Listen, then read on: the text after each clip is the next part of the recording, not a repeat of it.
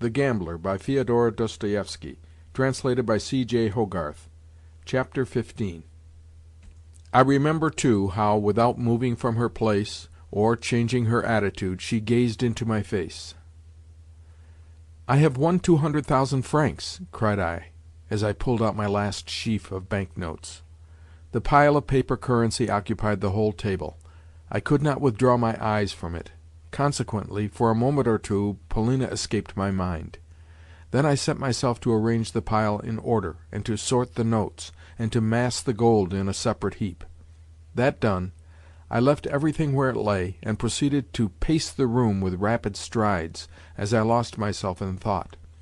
Then I darted to the table once more and began to recount the money, until all of a sudden, as though I had remembered something, I rushed to the door, and closed and double-locked it. Finally I came to a meditative halt before my little trunk. "Shall I put the money there until tomorrow?" I asked, turning sharply round to Polina as the recollection of her returned to me. She was still in her old place, still making not a sound, yet her eyes had followed every one of my movements. Somehow, in her face there was a strange expression, an expression which I did not like. I think that I shall not be wrong if I say that it indicated sheer hatred. Impulsively I approached her. "Polina," I said, "here are 25,000 florins, 50,000 francs, or more. Take them, and tomorrow throw them in De Griers' face." She returned no answer. "Or, if you should prefer," I continued, "let me take them to him myself tomorrow. Yes, early tomorrow morning. Shall I?" Then all at once she burst out laughing, and laughed for a long while. With astonishment and a feeling of offence I gazed at her. Her laughter was too like the derisive merriment which she had so often indulged in of late, merriment which had broken forth always at the time of my most passionate explanations. At length she ceased, and frowned at me from under her eyebrows. "I am not going to take your money," she said contemptuously. "Why not?" I cried. "Why not, Polina?" "Because I am not in the habit of receiving money for nothing." "But I am offering it to you as a friend, in the same way I would offer you my very life." Upon this she threw me a long, questioning glance, as though she were seeking to probe me to the depths. "You are giving too much for me," she remarked with a smile. "The beloved of De Griers is not worth 50,000 francs." "Oh, Polina, how can you speak so?" I exclaimed reproachfully. "Am I De Griers?" "You?" she cried, with her eyes suddenly flashing. "Why, I hate you! Yes, yes, I hate you! I love you no more than I do De Griers." Then she buried her face in her hands, and relapsed into hysterics. I darted to her side. Somehow I had an intuition of something having happened to her which had nothing to do with myself. She was like a person temporarily insane. "Buy me, would you? Would you? Would you buy me for 50,000 francs as De Griers did?" she gasped between her convulsive sobs. I clasped her in my arms, kissed her hands and feet, and fell upon my knees before her. Presently the hysterical fit passed away, and, laying her hands upon my shoulders, she gazed for a while into my face, as though trying to read it. Something I said to her, but it was clear that she did not hear it. Her face looked so dark and despondent that I began to fear for her reason. At length she drew me towards herself, a trustful smile playing over her features, and then as suddenly she pushed me away again as she eyed me dimly. Finally she threw herself upon me in an embrace. "Do you love me?" she said. "Do you? You who were willing even to quarrel with the Baron at my bidding?" Then she laughed as though something dear but laughable had recurred to her memory. Yes, she laughed and wept at the same time. What was I to do? I was like a man in a fever. I remember that she began to say something to me, though what I do not know, since she spoke with a feverish lisp, as though she were trying to tell me something very quickly. At intervals, too, she would break off into the smile which I was beginning to dread. "No, no," she kept repeating. "You are my dear one. You are the man I trust." Again she laid her hands upon my shoulders, and again she gazed at me as she reiterated, "You love me? You love me? Will you always love me?" I could not take my eyes off her. Never before had I seen her in this mood of humility and affection. True, The mood was the outcome of hysteria, but— All of a sudden she noticed my ardent gaze, and smiled slightly. The next moment, for no apparent reason, she began to talk of Astley. She continued talking and talking about him, but I could not make out all she said, more particularly when she was endeavouring to tell me of something or other which had happened recently.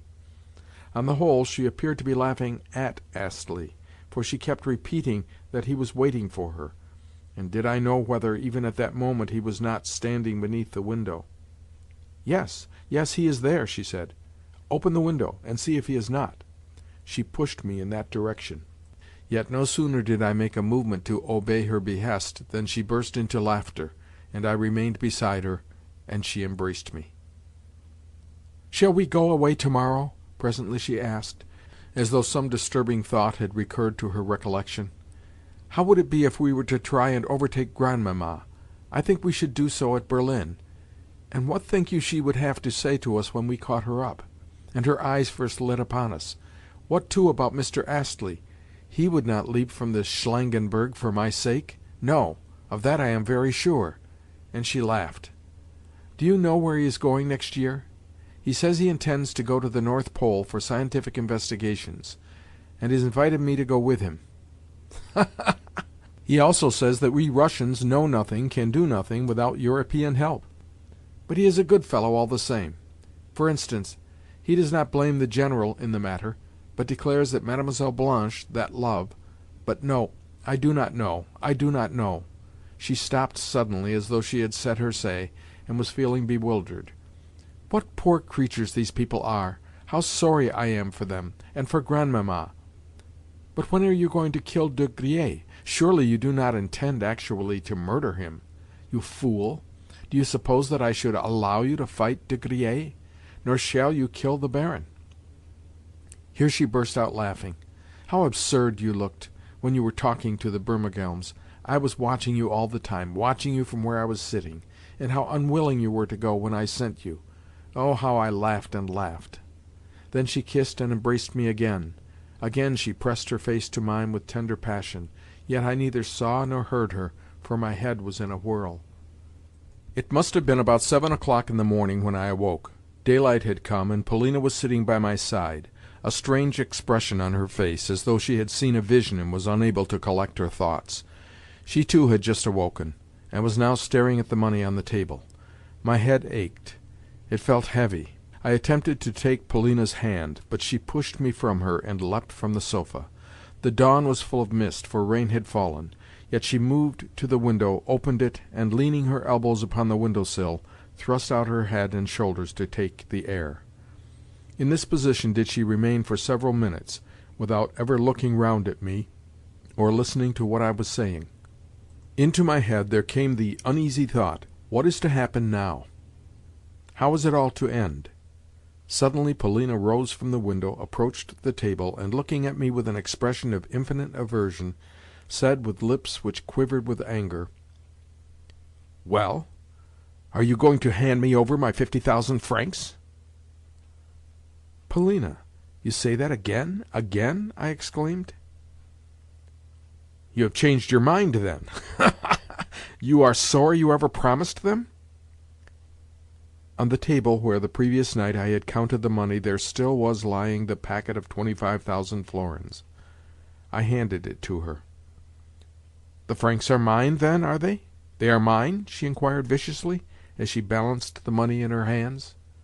"Yes, they have always been yours," I said. "Then take your 50,000 francs!" and she hurled them full in my face. The packet burst as she did so, and the floor became strewed with banknotes. The instant that the deed was done she rushed from the room. At that moment she cannot have been in her right mind. Yet what was the cause of her temporary aberration I cannot say. For a month past she had been unwell. Yet what had brought about this present condition of mind, above all things, this outburst? Had it come of wounded pride? Had it come of despair over her decision to come to me? Had it come of the fact that, presuming too much on my good fortune, I had seemed to be intending to desert her, even as De Griers had done, when once I had given her the 50,000 francs? But on my honour, I had never cherished any such intention. What was at fault, I think, was her own pride, which kept urging her not to trust me, but rather to insult me, even though she had not realized the fact. In her eyes I corresponded to De Griers, and therefore had been condemned for a fault not wholly my own. Her mood of late had been a sort of delirium, a sort of light-headedness. That I knew full well. Yet never had I sufficiently taken it into consideration. Perhaps she would not pardon me now? Ah, but this was the present. What about the future? Her delirium and sickness were not likely to make her forget what she had done in bringing me De Griers' letter. No, she must have known what she was doing when she brought it. Somehow I contrived to stuff the pile of notes and gold under the bed, to cover them over, and then to leave the room some 10 minutes after Polina. I felt sure that she had returned to her own room. Wherefore I intended quietly to follow her, and to ask the nursemaid who opened the door how her mistress was. Judge, therefore, of my surprise when, meeting the domestic on the stairs, she informed me that Polina had not yet returned, and that she, the domestic, was at that moment on her way to my room in quest of her. "Mademoiselle left me but 10 minutes ago," I said. "What can have become of her?" The nursemaid looked at me reproachfully. Already sundry rumours were flying about the hotel. Both in the office of the commissionaire and in that of the landlord it was whispered that, at 7 o'clock that morning, the Fraulein had left the hotel, and set off, despite the rain, in the direction of the Hôtel d'Angleterre. From words and hints let fall I could see that the fact of Polina having spent the night in my room was now public property. Also, sundry rumours were circulating concerning the General's family affairs. It was known that last night he had gone out of his mind, and paraded the hotel in tears. Also that the old lady who had arrived was his mother, and that she had come from Russia on purpose to forbid her son's marriage with Mademoiselle de Cominges, as well as to cut him out of her will if he should disobey her. Also that because he had disobeyed her, she had squandered all her money at roulette in order to have nothing more to leave to him. "Oh, these Russians!" exclaimed the landlord, with an angry toss of the head, while the bystanders laughed and the clerk betook himself to his accounts. Also, every one had learnt about my winnings. Karl, the corridor lackey, was the first to congratulate me. But with these folk I had nothing to do. My business was to set off at full speed to the Hôtel Angleterre. As yet it was early for Mr. Astley to receive visitors, but as soon as he learnt that it was I who had arrived, he came out into the corridor to meet me, and stood looking at me in silence with his steel-grey eyes as he waited to hear what I had to say. I inquired after Polina. "She is ill," he replied, still looking at me with his direct, unwavering gaze. "And she is in your rooms?" "Yes, she is in my rooms." "Then you are minded to keep her there?" "Yes, I am minded to keep her there." "But, Mr. Astley, that will raise a scandal. It ought not to be allowed. Besides, she is very ill. Perhaps you had not remarked that?" "Yes, I have.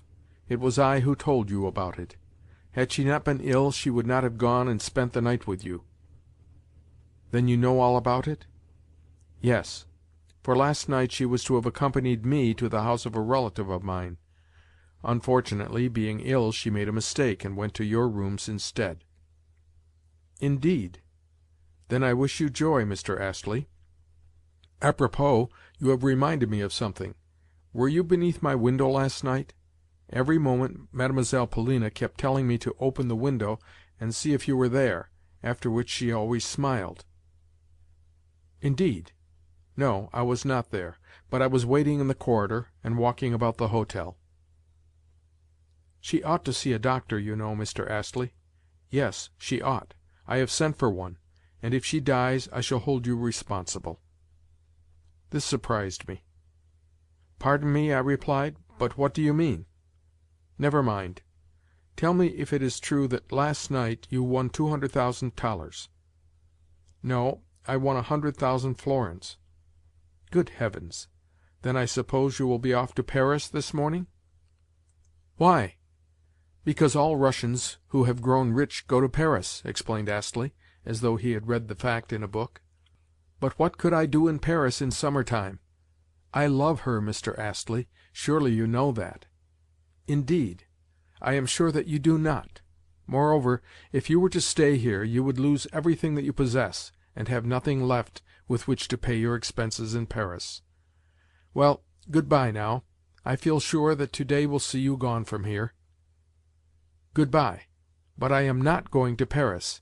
Likewise, pardon me, what is to become of this family? I mean that the affair of the General and Mademoiselle Polina will soon be all over the town.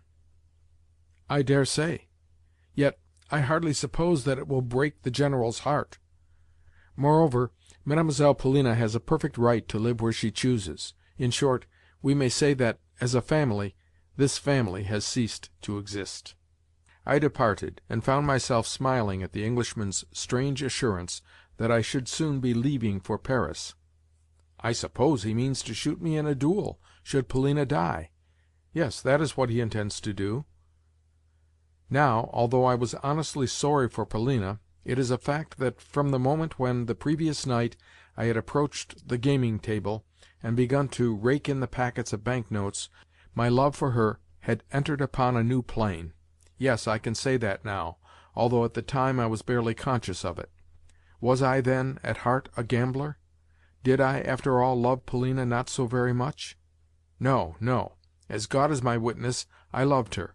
Even when I was returning home from Mr. Astley's, my suffering was genuine, and my self-reproach sincere. But presently I was to go through an exceedingly strange and ugly experience. I was proceeding to the General's rooms, when I heard a door near me open, and a voice call me by name. It was Mademoiselle's mother, the Widow de Cominges, who was inviting me, in her daughter's name, to enter. I did so, whereupon I heard a laugh and a little cry proceed from the bedroom (the pair occupied a suite of 2 apartments), where Mademoiselle Blanche was just arising. "Ah, c'est lui! Viens donc, bête! Is it true that you have won a mountain of gold and silver? J'aimerais mieux l'or." "Yes," I replied with a smile. "How much?" 100,000 florins. "Bibi, comme tu es bête!" "Come in here, for I can't hear you where you are now." "Nous ferons bonbons, n'est-ce pas?" Entering her room, I found her lolling under a pink satin coverlet, and revealing a pair of swarthy, wonderfully healthy shoulders such as one sees in dreams, shoulders covered over with a white cambric nightgown, which, trimmed with lace, stood out, in striking relief, against the darkness of her skin. "Mon fils, as-tu recours?" she cried when she saw me, and then giggled. Her laugh had always been a very cheerful one, and at times it even sounded sincere. "Tout autre," I began, paraphrasing Corneille. "See here," she prattled on, "please search for my stockings, and help me to dress. Aussi, si tu n'es pas trop bête, je te prends à Paris." I am just off, let me tell you. This moment? In half an hour. True enough, everything stood ready packed, trunks, portmanteau, and all. Coffee had long been served. "Eh bien, tu verras Paris. Dis donc, qu'est-ce que c'est qu'un Utchitel? Tu étais bien bête quand tu étais Utchitel." "Where are my stockings? Please help me to dress." And she lifted up a really ravishing foot, small, swarthy, and not misshapen like the majority of feet which look dainty only in bottines.